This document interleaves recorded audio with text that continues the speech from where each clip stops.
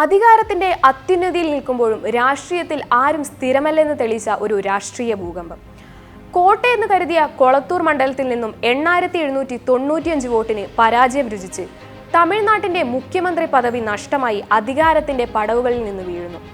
MK Stalin എന്ന കരുത്തനായ ജനനായകൻ അപ്രതീക്ഷിതമായി നേരിട്ട ആ വൻ വീഴ്ചയുടെ കഥ. തമിഴ്നാട് രാഷ്ട്രീയത്തെ ഞെട്ടിച്ച ഈ ജനവിധിക്ക് പിന്നിൽ എന്താണ്? ഇനി സ്റ്റാലിന്റെ ഭാവി എന്ത്? 2026 തമിഴ്നാട് നിയമസഭാ തെരഞ്ഞെടുപ്പിൽ MK സ്റ്റാലിൻ നേരിട്ട തോൽവി തമിഴ്നാട് രാഷ്ട്രീയത്തിലെ ഏറ്റവും വലിയ അട്ടിമറികളിലൊന്നാണ്.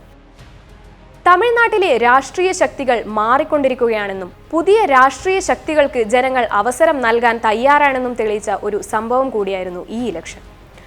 സ്റ്റാലിൻ എന്ന നേതാവ് തമിഴ്നാട്ടിലെ 8ാമത്തെ മുഖ്യമന്ത്രിയും ദ്രാവിഡ മുന്നേറ്റ കഴകം അധ്യക്ഷനുമാണ്. മുൻ മുഖ്യമന്ത്രി M കരുണാനിധിയുടെ 3ാമത്തെ മകനായ ഇദ്ദേഹം 2021 മെയ് മാസത്തിലാണ് ആദ്യമായി തമിഴ്നാട് മുഖ്യമന്ത്രിയായി അധികാരമേറ്റത്. 1996 ചെന്നൈ നഗരത്തിന്റെ മേയറായി ചുമതലയേറ്റു. 2001 വീണ്ടും മേയറായി തിരഞ്ഞെടുക്കപ്പെട്ടെങ്കിലും അന്നത്തെ മുഖ്യമന്ത്രിയായിരുന്ന ജയലളിത ഒരു സർക്കാരിൽ ഒരു വ്യക്തിക്ക് ഒരേ സമയം 2 പദവിയിൽ വഹിക്കുന്നത് നിരോധിച്ചുകൊണ്ടുള്ള തമിഴ്നാട് മുനിസിപ്പൽ നിയമം 2002 പാസാക്കുകയുണ്ടായി. ഈ സമയം MLA ആയി സ്റ്റാലിൻ തിരഞ്ഞെടുക്കപ്പെട്ടിരുന്നു. എന്നാൽ ഈ നിയമത്തെ തുടർന്ന് സ്റ്റാലിൻ ചെന്നൈ മേയർ സ്ഥാനം രാജിവെക്കുകയുണ്ടായി. പിന്നീട് മദ്രാസ് ഹൈക്കോടതി ഈ നിയമം മരവിപ്പിച്ചെങ്കിലും സ്റ്റാലിൻ സുപ്രീം കോടതിയിൽ അപ്പീലിന് പോയില്ല. 2021 നടന്ന 16ാം തമിഴ്നാട് നിയമസഭാ തെരഞ്ഞെടുപ്പിൽ കൊളത്തൂരിൽ നിന്ന് മത്സരിച്ച് ജയിച്ചു. നിയമസഭയിൽ ദ്രാവിഡ മുന്നേറ്റ കഴകത്തിന് ഭൂരിപക്ഷം കിട്ടിയതിനെ തുടർന്ന് 2021 മെയ് 7 തമിഴ്നാട് മുഖ്യമന്ത്രിയായി അധികാരമേറ്റു.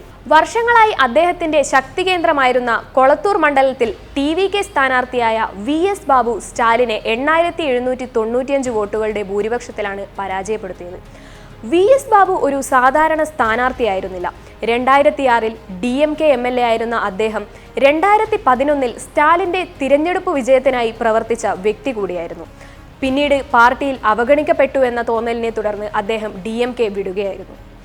എന്നിരുന്നാലും 2011 മുതൽ തുടർച്ചയായി വിജയിച്ചിരുന്ന മണ്ഡലത്തിലാണ് ഈ അപ്രതീക്ഷിത തിരിച്ചടി സ്റ്റാലിനുണ്ടായത്.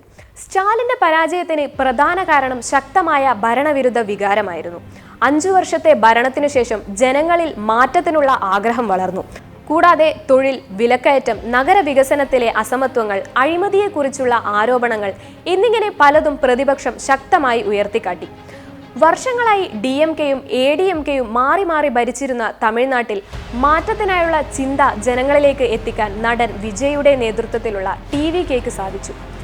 യുവാക്കളെയും ആദ്യമായി വോട്ട് ചെയ്യുന്നവരെയും വലിയ തോതിൽ ആകർഷിച്ച TVK DMKയുടെ പരമ്പരാഗത വോട്ട് ബാങ്കിന് വലിയ ചലനം സൃഷ്ടിക്കുകയും ചെയ്തു.